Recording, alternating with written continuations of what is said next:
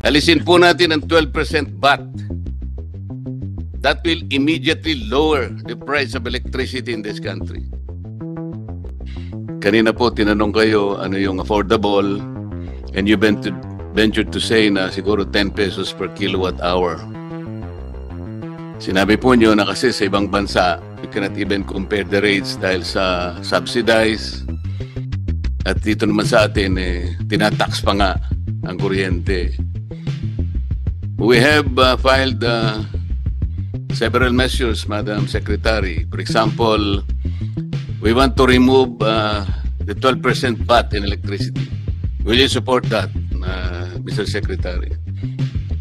Mr. Chair, as Secretary of Department of Energy, any measure that will lower electricity rates, we will support, Mr. Chair.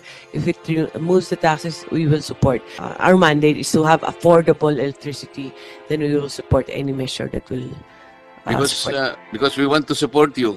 We want to help you. Pag inalis po natin ang 12% VAT, immediately talagang bababa ang presyo ng elektrisidad and our people will benefit.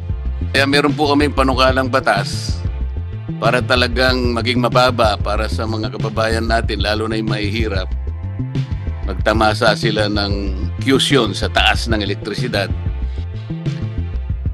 Ang mungkahi po namin, yung lahat ng mga households na gumagasta ng 234 kilowatt hours, ilibre na po natin yon. Yun ang pinaka-practical na subsidy.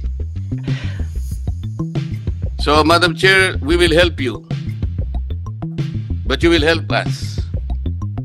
If you can convince the President of the Philippines na isama po natin sa LEDAC yung dalawang measures na sinasabi namin. Alisin po natin ang 12% VAT.